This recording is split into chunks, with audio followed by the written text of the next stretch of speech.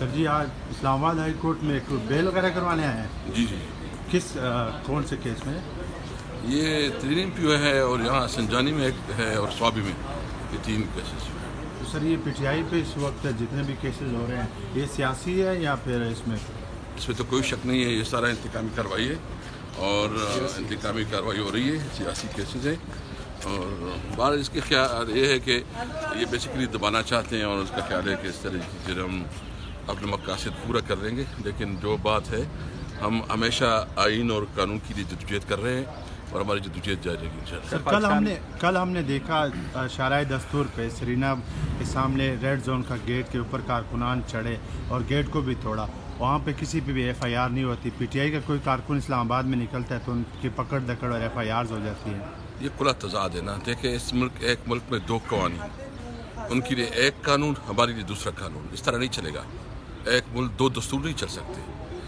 ہم تو سمجھتے ہیں کہ جب تک یہ ملک آگے نہیں بڑھ سکتا جب تک اس ملک میں قانون کی حکمرانی نہ ہو، اور ہماری جدوجہد قانون کی حکمرانی ہے. ہم سمجھتے ہیں کہ یہاں ہر شہری قانون کی نظر میں برابر ہو، وہ کوئی پرائم منسٹر ہو، وہ کوئی آفیسر ہو، وہ کوئی پارلیمنٹیرین جو جس بھی پوزیشن پہ ہو، یا کوئی سرکاری ملازم ہو، سب قانون کی نظر میں برابر ہو، تب یہ ملک آگے بڑھے گا. آپ دیکھیں ملک کی کیا حالت ہو رہی ہے. اب اگر جس طرح لوگ جو جتھے لے کے عدالت کے سامنے دھرنے دے اور پھر اپنا من پسند فیصلے لے لے، تو اس کا مطلب یہ ہے کہ وہ عدلیہ کو بلیک میل کرنا چاہتی ہے، جو قابل مذمت ہے.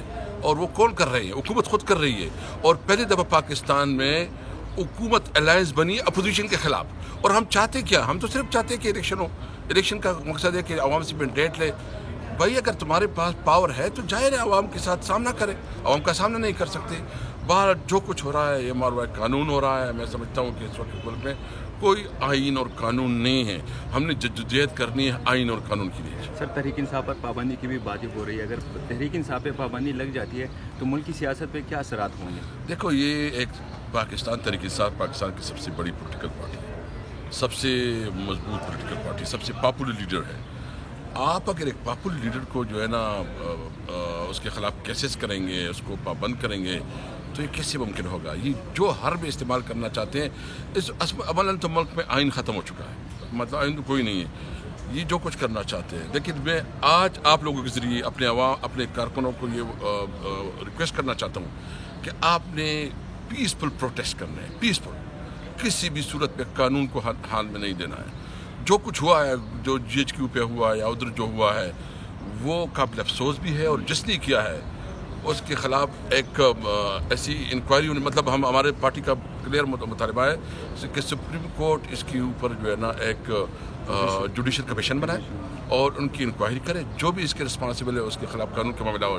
لیکن اس کے آڑ میں کسی کی انتقامی کارروائی کسی طور پر قابل قبول نہیں. سر لاسٹ میں یہ بتائیں کہ اگر کسی جرنیل کے گھر پہ یا انسٹیٹیوشن پہ کوئی حملہ کرتا ہے تو اس کے خلاف کارروائی ہوتی ہے. سپریم کورٹ کے خلاف اور سپریم کورٹ کے ججوں کے خلاف لوگ کیا کیا نہیں کر رہے، ان کے خلاف کارروائی کیوں نہیں ہو رہی؟ نہ ان کے خلاف ہونا چاہیے نہ سپریم کورٹ کے خلاف ہو. دونوں کو ایک جیسے ٹریٹ کرنا چاہیے.